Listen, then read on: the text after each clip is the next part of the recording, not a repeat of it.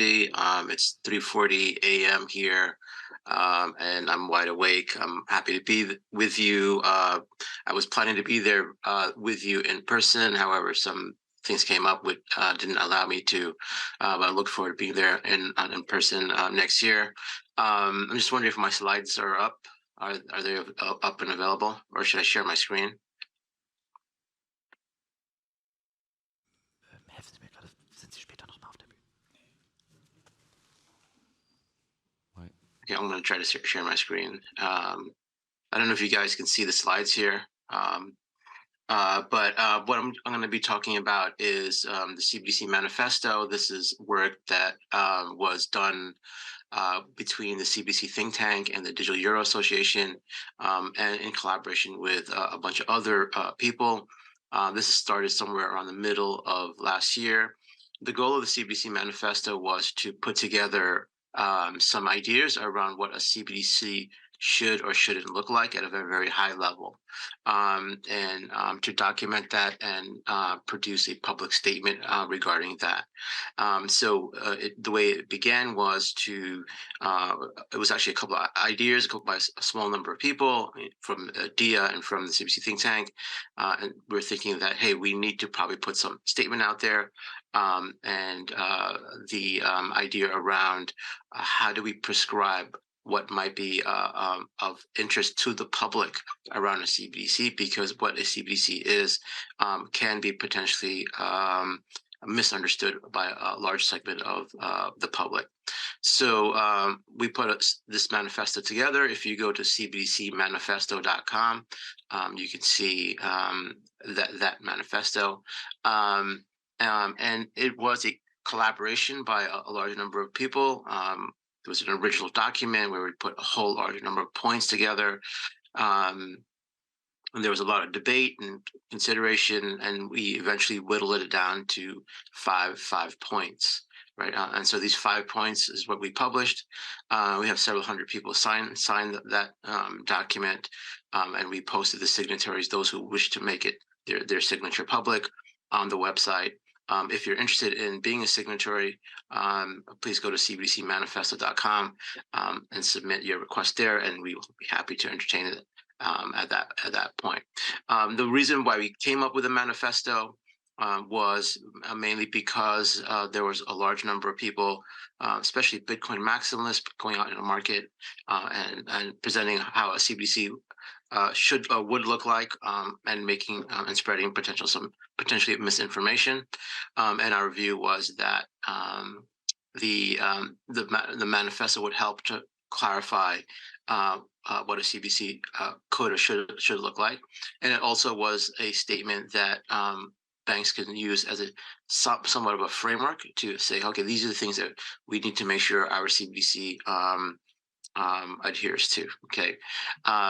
And I'll go over some of the signatories. And we whittled down, it was a large number of points. We whittled down it down to 5 points.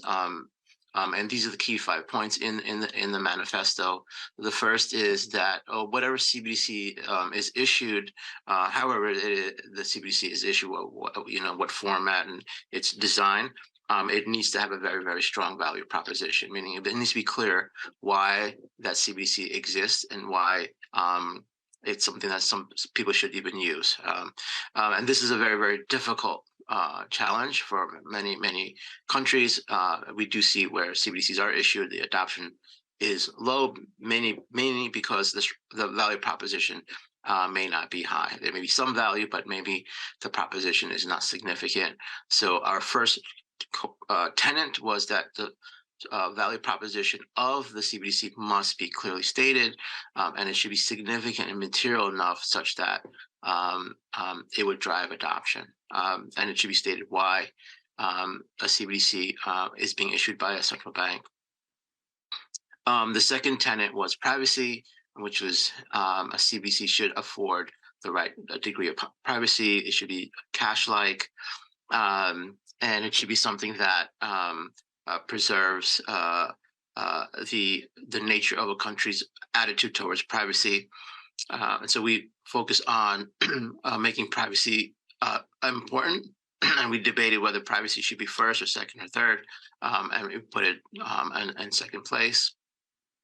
And the third tenet was, and this is a difficult thing to state, is that the CBDC should not inflict any harm.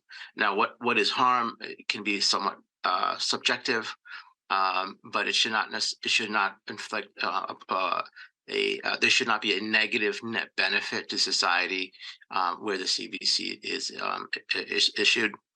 And the final point was on governance and collaboration, meaning that the CBDC, sorry, this is the fourth point. The fourth point was that whatever CBDC is issued should be based on collaboration and proper set of governance. How does a CBDC, what are the parameters of a CBDC? How does it work? Is it interest bearing? Is it not interest bearing? And those types of decisions and those types of attributes of a CBDC should be arrived at through proper governance and collaboration. And we left the implementation of how that would look like to the issuer, but stated this is something that should be something that they should try to attain and achieve. And then the final one, and this is, I think, very, very important, is that the CBDC should have the right degree of interoperability and not necessarily create silos. Most of the banking world right now is very, very siloed. Hence, we have issues with cross-border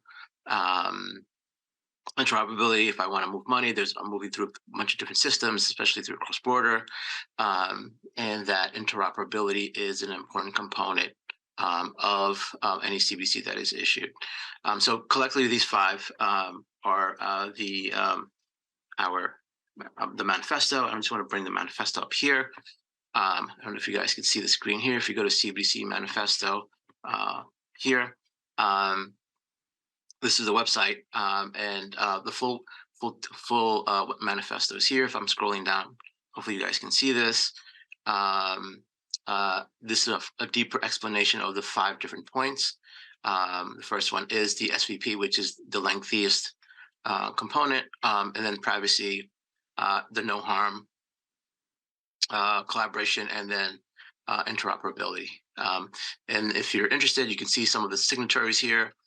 We have organizations, individuals, academics,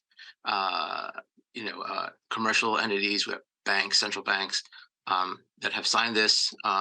If you're interested in doing so, just go to the website. And please just contact us. So if you have any additional ideas, please let us know. And I think I'm out of time.